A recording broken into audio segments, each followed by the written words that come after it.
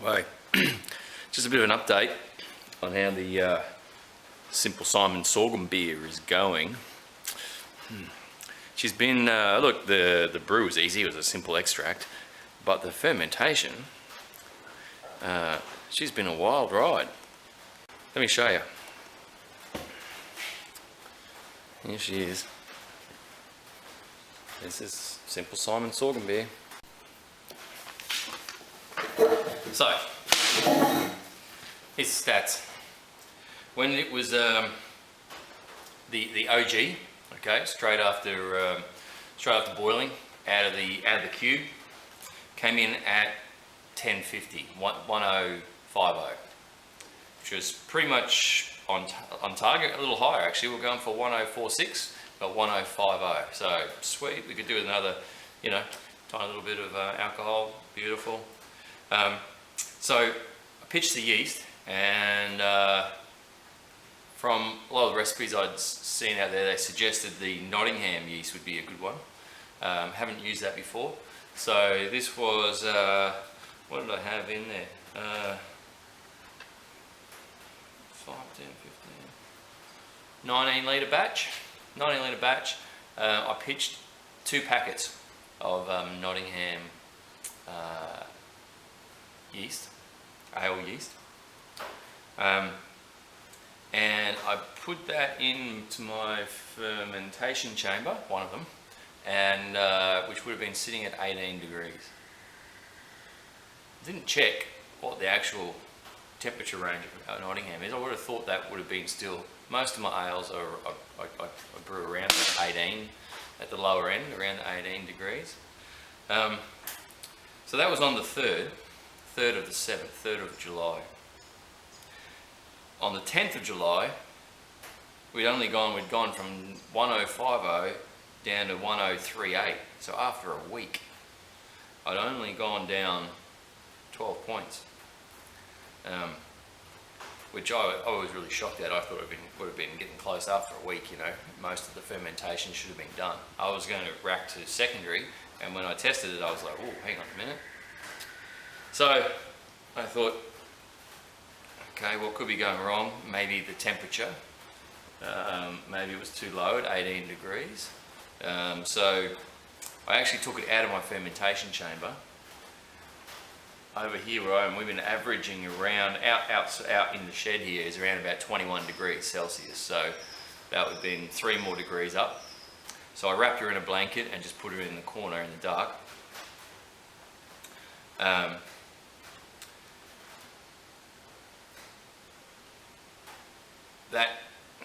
I left that for a couple of days, and I think I came back and I only saw another, I was down to 1030 or something like that. So I thought, okay, the cool, at night time it would have been dropping below over 21 for sure. So what I did was take my fermentation chamber, put in a spotlight inside.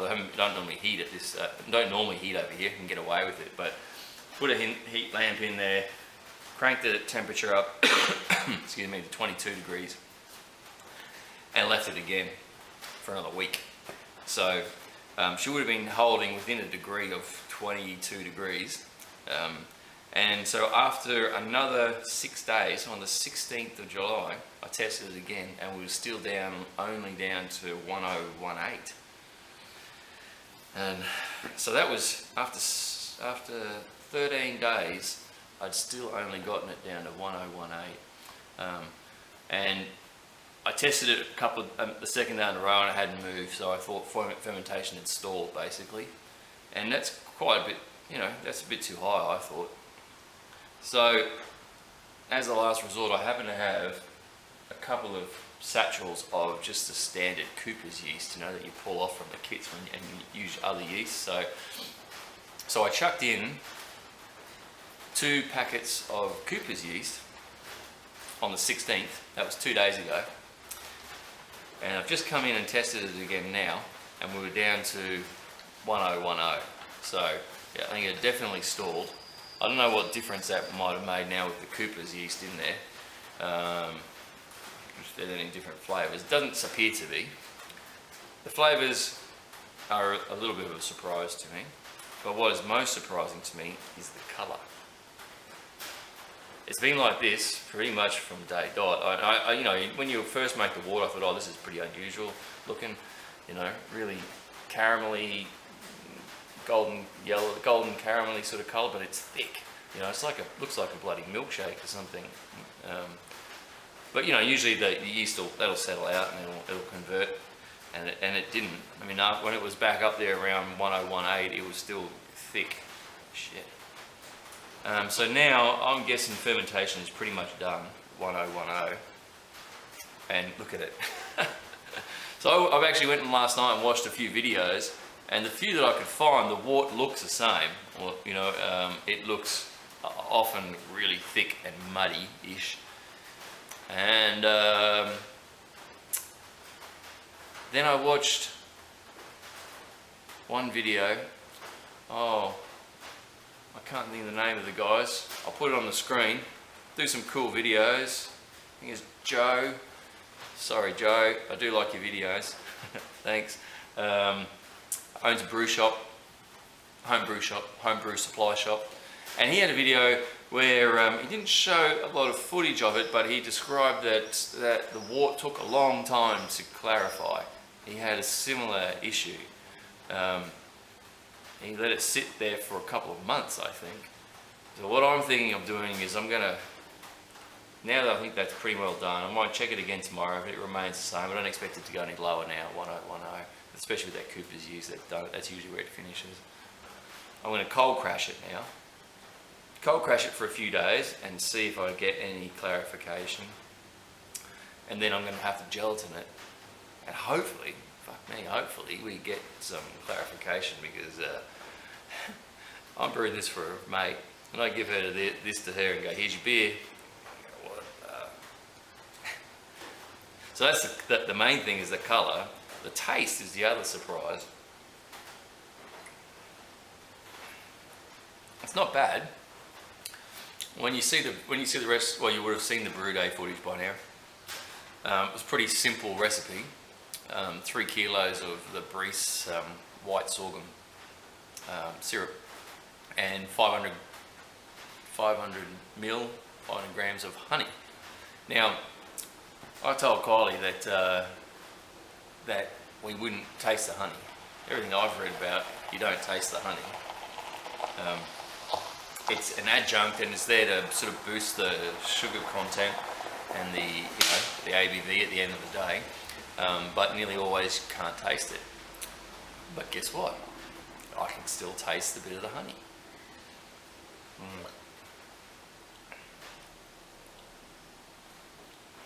Well, yeah, it's fading. But what's interesting there is also watching a few other reviews of commercial sorghum beers, is that people talk about a sourness or a tartness that comes with a lot of these beers, and I wasn't really expecting that, but I'm getting that in this already. Now, granted, this is fairly green beer, and I think a bit of aging, definitely going to age it, geez. But can't really smell the honey. First hit at the front, honey, and then, yeah, the sourness comes at the back of the palate there. Anyway, it's drinkable. It's definitely drinkable now. Well, the first hit, you're like, oh shit, I wasn't expecting to taste the honey, and that threw me off. But I've sipped through the beaker, as you do.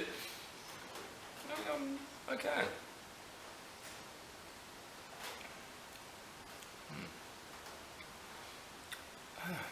Makes you think of the finish, the tartness is like a cider.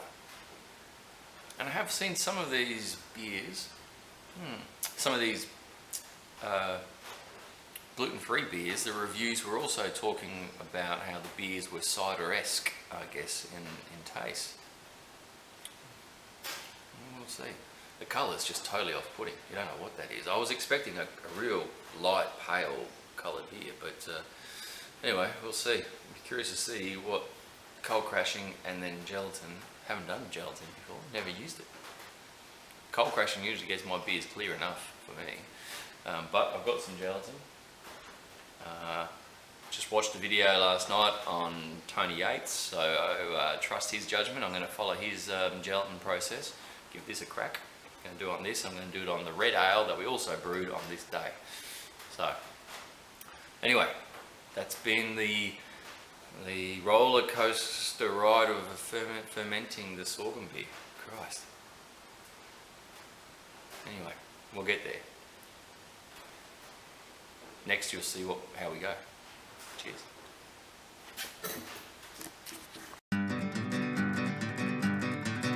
In heaven there is no beer, that's why we drink it here.